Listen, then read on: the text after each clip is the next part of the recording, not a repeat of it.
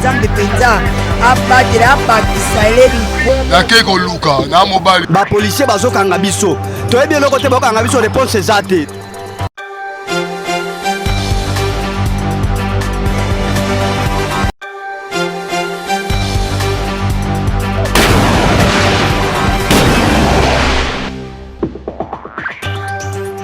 Merci pour la confiance et fidélité à Koyeba Keboza tellement belé à Kolanda Magefem ya Mokola Lulu yango e bandi mbote na bino.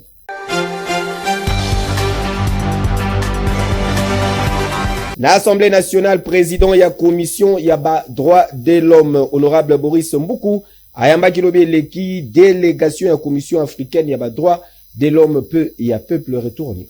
Président de la commission Yaba droit de l'homme et Assemblée nationale et République démocratique du Congo, honorable Boris Mboukou, accompagné na ba membre ya bureau naye, bayamba kilobi eleki délégation moko ya commission africaine Yaba droit de l'homme pe Yaba peuple na cadre ya mission moko officielle ya promotion Yaba droits humains na République démocratique du Congo. À l'issue ya séance de travail oyo rapporteur pays a indiqué ki kazali kokumba mission ya promotion conformément na ba disposition ya article 45 ya charte africaine Yaba droit de l'homme pe Yaba peuple. Mission oyo ezali ko consiste na ko effectuer ba visite pene Yaba institution nationale oyo ezali chargé ya protection Yaba droits humains pe Yaba peuple pour na ko renforcer dialogue pe préoccupation institutionnelle entre ba mécanismes continentaux pe acteurs nationaux. La commission des droits de l'homme de l'Assemblée nationale est un interlocuteur très important parce que c'est avec cette commission-là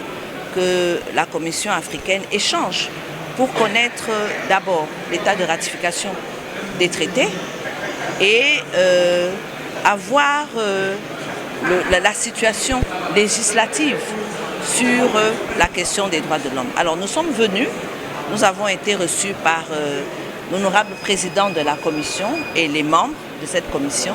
Nous avons posé des questions, nous avons obtenu des réponses. Nous allons envoyer d'autres questions qui auront certainement des réponses. Et là, il s'agit du premier contact. Enfin, à rappeler que la Commission africaine Yaba droit de l'homme et Yaba peuple ezali ko agir na cadre ya mandat moko oyo epesameli bango na ba état parti na charte africaine Yaba droit de l'homme et Yaba peuple visant pour na ko accompagner ces derniers na protection et promotion Yaba droit de l'homme na ba état o ezali ko demeurer ba premier responsable. La finalité c'est celle qui émane du mandat de la Commission africaine. La Commission africaine est une institution qui a été créée par la volonté des États souverains partis à la charte. Et cette commission a le devoir d'accompagner les États dans la promotion et la protection des droits de l'homme. Et la commission des droits de l'homme, la commission parlementaire des droits de l'homme, fait partie de cet État-là. Elle a son rôle à jouer dans l'implémentation des instruments régionaux contraignants qui sont élaborés par la Commission, qui sont adoptés par l'Union africaine et dont la Commission africaine a la charge de la promotion.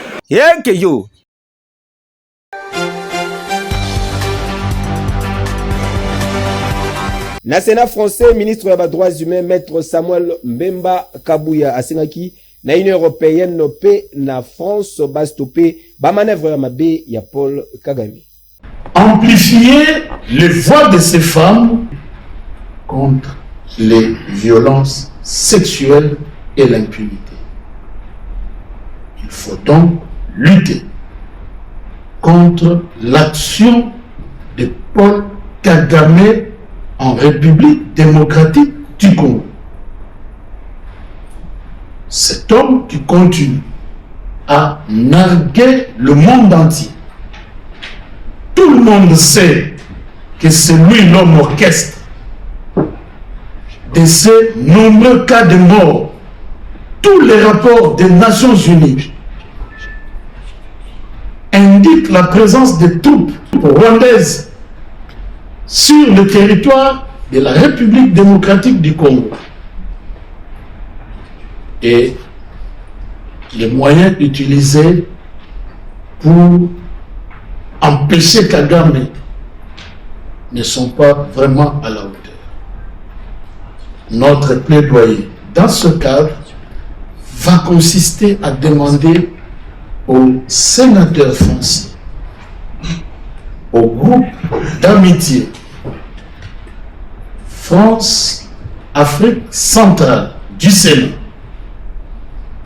d'être ce groupe qui amplifie les cris de ces femmes meurtries. Parler encore plus fort. Plus fort pour que tout le Parlement français entende. Plus fort pour que la France entière et l'Union européenne entendent. Entendre ce que disent ces femmes meurtries. Entendre que on a trop laissé Kagame faire.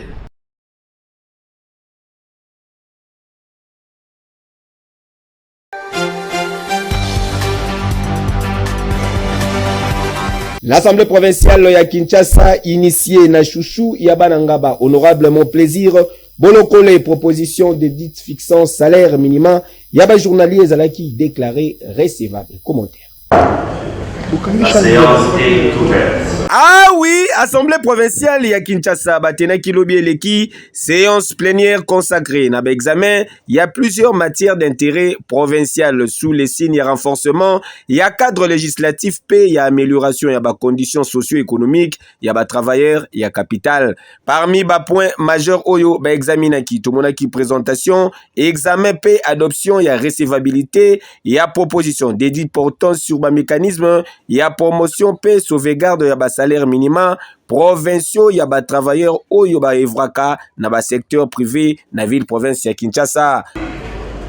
Le présent édit a pour vocation de promouvoir, sauvegarder, décliner, consolider, adapter dans le respect de la législation nationale les normes salariales ainsi fixées par le gouvernement central au niveau de la ville de Kinshasa en vue d'améliorer durablement les conditions de vie des travailleurs du secteur privé et de leurs ayants droit, sans compromettre la capacité productive des entreprises. Après échange entre élus provinciaux, proposition dédiée initiée, na élu Yangaba, honorablement plaisir Bolokole, a affectueusement appelé Chouchou Yabanangaba et Zalaki déclaré recevable na plénière, P et Tindamaki ensuite, na commission politique, administrative et juridique PAJ en sigle, pour un examen approfondi avant retour na yango na séance plénière. Nesengo Namutema Chouchou Yabanangaba, honorable mon plaisir Bolokole, azalaki na bamo juste. Biso to kolobala baike parce que so to kolobala lingala benga ba kinoa to benga na campagne. To kolobala ba kinoa bazala motema ya kokita et SMIC eza combat to ndimi ko s'engager na combat wana. To bandaki yango depuis longtemps to continuer na combat wana. Eloko nini to lingi na sima ya mobeko. Eloko to lingi congolais nyonso a touché 21 500 francs par jour, bateau bazana secteur privé. C'est-à-dire, bandeko nanga ba journalier, bandeko nanga ba temporaire, topé bateau bazana ba contrat CDI, ba bénéficier chaque jour 21 500. Ce qui fait que, na mois, bango nyonso ba ozana au-delà ya 500 000 francs. Voilà la terme ya ba bateau to bengi ba journalier topé ba manœuvre. Donc, la manœuvre, ils ont tout expliqué. Ils ont bazana misala ya c'est makas. Donc, le travail le plus bas, il y a entreprise, ils ont mérité qu'on soit 21 500 par jour. Et il y a une tension salariale où ils ont évoqué les différents cadres et entreprises. Ceux qui ont un niveau le plus bas, à toucher 21 500, to sengi ba respecter tension salariale pour être cadre et collaboration, directeur, ya hiérarchie à chaque entreprise, wana bazwa mbongo likolo ya oyo manœuvre bazozwa. Donc bakino bazala fier ya assemblée provinciale à Kinshasa parce que à partir du moment où tu déposer et que député recevoir en haut et qu'il y a kobongisa malamu pour être topesa bakinois et dit wana puis article ya souka lobby aussitôt promulgué et dit wana koti mbala moko na musala.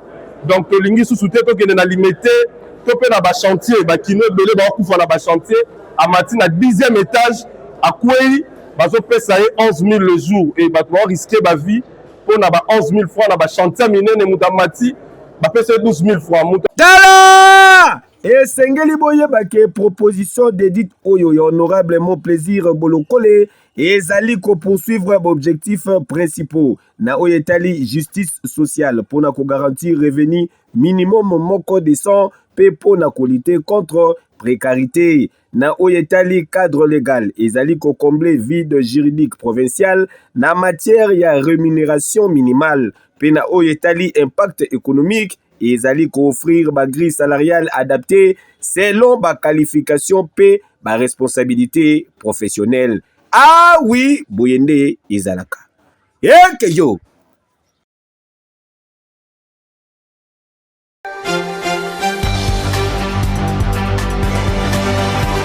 Collectif Yaba Bourgmestre ya ville province ya Kinshasa bazali favorable pour un changement et la constitution. Nous, bourgmestre des 24 communes de la ville province de Kinshasa, réunis au sein de notre collectif, profondément attachés à l'unité nationale, à la stabilité des institutions de la République et à la défense des intérêts supérieurs du peuple congolais, considérant le rôle des entités territoriales décentralisées dans l'encadrement des populations, la consolidation de la paix, la cohésion nationale et l'accompagnement des grandes orientations du chef de l'État, réaffirmant notre engagement républicain envers les institutions légalement établies de la République démocratique du Congo. Vu l'urgence et la nécessité, déclarons ce qui suit. Nous, bourgmestres des 24 communes de Kinshasa, renouvelons solennellement notre loyauté envers les institutions et réitérons notre soutien au président de la République, chef de l'État, son Excellence Félix Antoine Tshisekedi Tshilombo, garant de la nation, de l'unité nationale et du bon fonctionnement des institutions de la République. Saluons son engagement constant pour la défense de la souveraineté nationale, la restauration de l'autorité de l'État, ainsi que la recherche des solutions durables face aux défis sécuritaires, sociaux, institutionnels auxquels notre pays demeure confronté. Apportons notre soutien aux accords de Washington, considérés comme une voie diplomatique importante dans la recherche de la paix, de la stabilité régionale, du respect de l'intégrité territoriale de la République démocratique du Congo. Encourageons toutes les initiatives internationales et régionales sincères visant la cessation des hostilités, le respect du droit international ainsi que la préservation de la souveraineté de notre pays. Soutenons toutes mesures de sanctions prises à l'encontre de l'armée rwandaise ainsi que tous les groupes armés, les mouvements rebelles, belligérants congolais impliqués dans les violences, l'instabilité, les atteintes à la paix sur le territoire national. Réaffirmons que nul intérêt politique, économique ou communautaire ne peut justifier la guerre, le massacre des populations civiles, les déplacements forcés ni l'occupation illégale de certaines parties du territoire national. Par ailleurs, les collectifs de bourgmestres estiment qu'aucune nation ne peut se développer durablement sans une réflexion permanente sur l'efficacité de ces institutions. À ce titre, nous saluons l'ouverture du débat national, démocratique et républicain, inclusif autour du basculement éventuel vers une 4e république, à travers une nouvelle constitution adaptée aux réalités politiques, institutionnelles, démographiques, sécuritaires actuelles de notre pays. Considérons qu'il s'agit d'un débat légitime, républicain, démocratique, qui doit se dérouler dans le respect des lois de la République, de la liberté d'expression et de la souveraineté populaire. À ce titre, nous saluons la sortie de la coalition des Congolais pour les changements de la Constitution, C4 ainsi. Annonçons notre adhésion imminente et prenons l'engagement d'accompagner cette démarche de sensibilisation citoyenne visant à favoriser l'adhésion populaire à la nouvelle Constitution qui sera proposée à notre peuple. Dans cette perspective, nous travaillons dans le strict respect de la légalité, à informer, sensibiliser, encadrer nos populations respectives autour de l'enjeu lié à l'avenir institutionnel de notre pays. En définitive, nous, bourgmestres des 24 communes de la ville province de Kinshasa, rassurons à nos populations que nous continuerons à assurer au sein de nos communautés respectives les missions qui nous sont dévolues par la loi et c'est dans les limites de nos attributions et de nos moyens.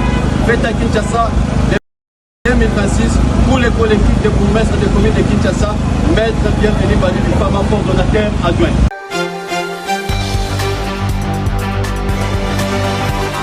Alors que nangambo ya opposition balobi non batelemeli likambo ya changement ya constitution basalaki déclaration bonne.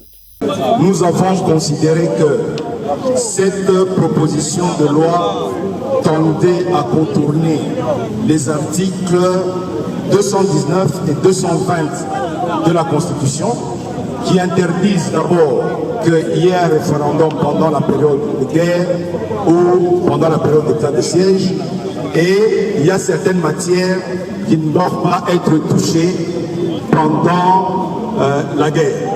En même temps, l'article 220 définit les matières qui ne peuvent pas être touchées dans la Constitution. Mais la proposition de loi qui a été mise sur la table fixe la ruse de manière à ce que, par des mesures exceptionnelles, on puisse changer ce cadre qui est un cadre verrouillé. En même temps, nous sommes solidaires avec nos populations à l'est de la République démocratique du Congo, parce que nous considérons que aller vers un processus même de référendum pendant cette période, c'est consacrer la balkanisation de notre pays, et ça nous ne pouvons l'admettre. Parce que si le référendum est fait, notamment sans une partie de notre population, de notre peuple qui se trouve à l'est sous occupation des rebelles et appuyés par le Rwanda notamment, d'autres sont sous la torture de l'AFC et les autres, et cela va amener notre pays à une balkanisation qui sera une balkanisation légitime. Et ça, au niveau de notre organisation C64, c'était la ligne rouge qui nous a été fixée à ne pas franchir.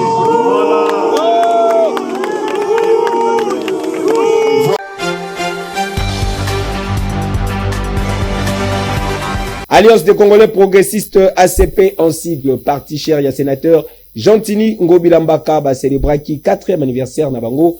Lobi eleki kasesengeli boye baki pona ko célébrer yango kitoko. Chouchou ya bana selemba l'honorable Maontwene Musilwei asalisaki carnaval na ville ya Kinshasa.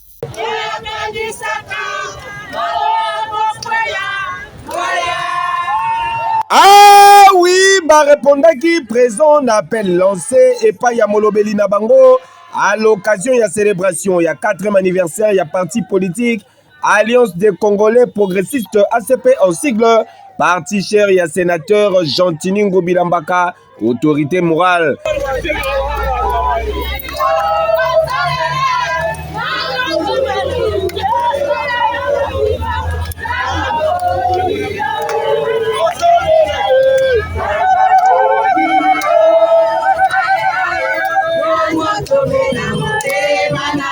Bango banani ba base ya ACP Selembao bayaki ebele mobondo pona ko accompagner au cadre ya ACP honorable Maontwene Musilwei, affectueusement appelé Eratakate jamais Erata na cathédrale Notre-Dame du Congo na commune ya Lingwala et Sikawapi ba festivité officielle marquée na messe d'action de grâce ezalaki organisée.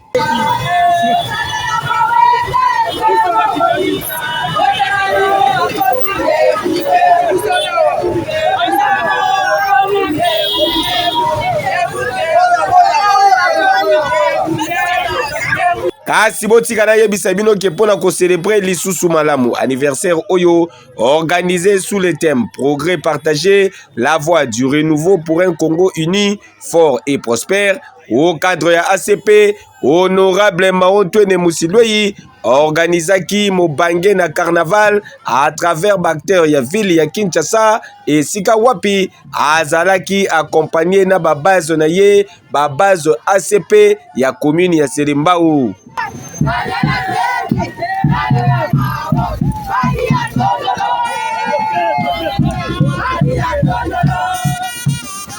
Fanfare, chant, pédance et témoignaki amour, paix, attention. Oyo ba base ya commune ya Selembao ba pesaka na molobeli na bango honorable Maontwene Musilwei.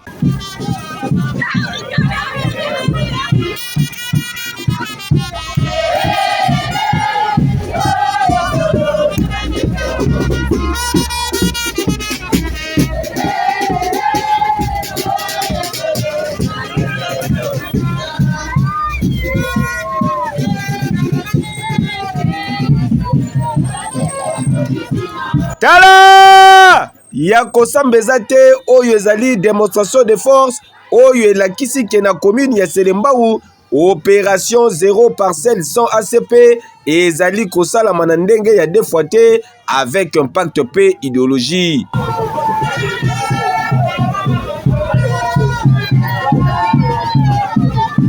Banoko bondimelanga ke bana Selembao balobi avec l'honorable Maotwene Musilwei Selembao na motema ACP na motema eratakate qui du mieux et que yo oui.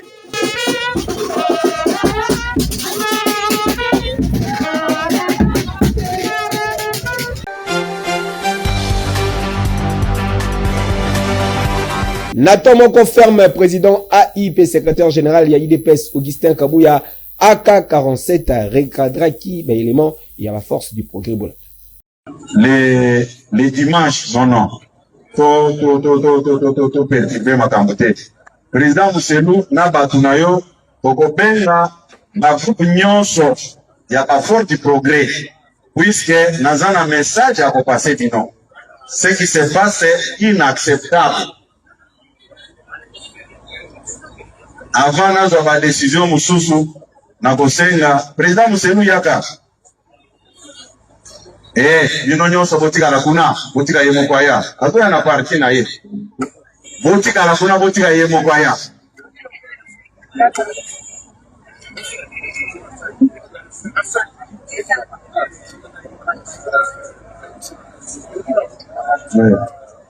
président oui merci. Proposana na yoposa na ba collaborateur na ngewe pour voir un peu comment orienter aux amis. Eza la bao baza ceux qui wafi na kozana bino besoin. Et puis quand j'invite d'autres éléments à ma faute du progrès, na lingi pas empêcher sa montée. Il faut qu'on passe message wana. Soit na yambi bino na ba 20 midi, mais na koyeba nanu programme ya ba collaborateur na ndenge bazaboy. Puisque ce qui se passe sur le terrain, ça fait la honte du parti et du régime même. Et vous devez faire très très attention avec tous ces problèmes-là. Ok, c'est ça.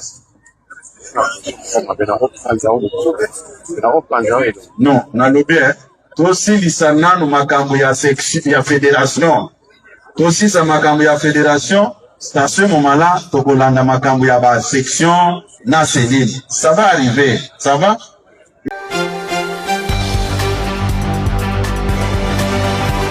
Assainissement la ville province ya Kinshasa ezalaka na kombo trash pika. Kinshasa ozalaka na République démocratique du Congo yokelanga nanu eloko oyo. Kaka ndenge na yebisaka bino ke assainissement ya ville province ya Kinshasa eza na solution ndenge pe ezali kosalama. Solution yango eza se na kombo moko trash pickup. Trash pickup SRL entreprise ya mwana mboka Alain Bolela le Donald Trump congolais ezali na ba matériel ya solo pe ba personnel qualifié pour na kwasenir bandaku na bino ba entreprise na bino ba millennium sobovandi pe pour na évacuation ya ba déchets. Tout désormais ozalaka na ville province ya Kinshasa na kwa nyonso ozwami fini ba makambo ya kotimola mabulu na kati ya mapangu fini ba makambo ya kobwaka matiti na balabala esi la pona libela makambo ya kobelelaka matiti poto moni biso nyonso makambo basali awa na Kinshasa non seulement ezali malamu te pour l'environnement na biso ba santé na biso kasi ezali pe kobebisa image ya mboka pe befort nyonso oyo bakonzi ya mboka bazali kofournir po na kozongisa Kinshasa na image dango ya kitoko kin label. Désormais bo contacter Trash Pickup. Banoko ozala na entreprise ONG centre de santé atabino batu ya ba supermarché ba particulier kuna na bandaku eza possible pe okoma partenaire ya Trash Pickup. Tala na bakonzi ya mboka gouverneur ya ville province ya Kinshasa ministre provincial ya environnement message ezali se moko bo soutenir initiative ya mwana mboka Alain Bolela na entreprise na ye Trash Pickup po ezali ko s'inscrire toujours na logique ya programme ya Kinshasa ezobonga. Trash pick-up, suka na boule, suka na idéologie. Hey yo! Oui!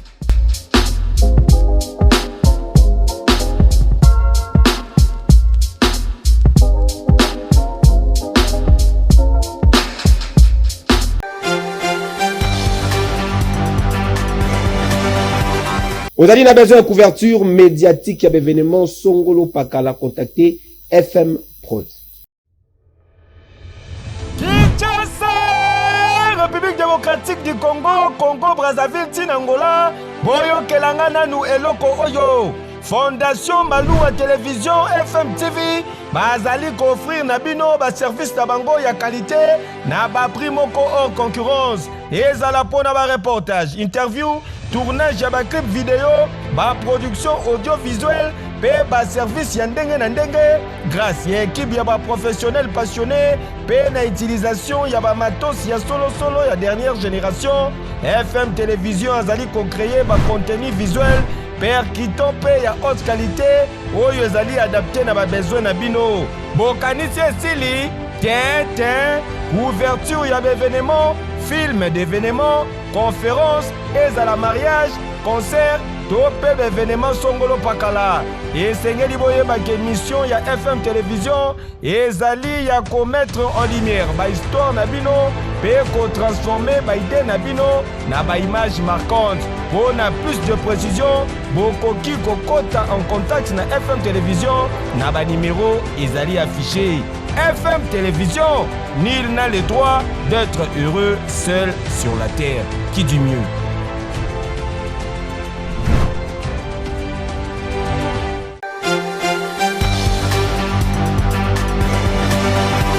Événement Zalise Moko le 30 juin oyo sortie officielle ya structure Makala mérite mieux Zali Bongo na initiative ya mwana mboka Privali Wambila. Makala mérite Ah oui, événement à ne pas manquer. Ekoyinda Mabe, mokolo ya mardi 30 juin oyo ekozala bongo à l'occasion ya sortie officielle ya structure Makala mérite mieux suka na idéologie ya vrai mwana Makala Privali Wambela esika wapi marche de santé ya kafu ekosalama organisé na ndenge ya defote. Botu nanga nini? Point de rencontre ekozala bongo na croisement ya avenue Bakongo pe terrain cimetière à partir ya 9h30 makambo ebandi bokulaka kino na point de chute à partir ya 15h esika wapi soirée monene ekosalama en partenariat na LG Bar Production. Invitation ezali lancée bana Makala ya solo un seul rendez-vous le 30 juin 2026 na marche de santé pour la sortie officielle et à structure Makala mérite mieux. Yo mwana Makala ngai mwana Makala tobela biso surtout na sortie officielle ya sisi na biso Makala mérite mieux. Structure Makala mérite mieux et bengisi bana nyonso Makala. Boya les 30 jeunes mubangi na marche de santé pour la sortie officielle na biso. Nous sommes nombreux pour montrer que nous aimons notre commune et que nous sommes prêts à agir pour son rayonnement. C'est aussi la bengisi biso nyonso. Tout na tena biso nyonso le 30 juin tout marché. Vous allez bien pour la bola commune na biso Makala. To bengi boya ebele. Nous vous convions à ce moment de sport, de la fraternité et de l'engagement citoyen. Nous allons bangi na soirée na pourquoi donc nous allons ba tirage, nous allons ba makambo ebele. Tala Bayate Barata vraiment na Makala akoki kozanga na événement oyo te oyo kosalama na ba condition ya kitoko avec un pacte paix idéologie. Et que yo Makala mérite mieux que na marche santé maboko likolo como imalembe Makala ezali kobonga.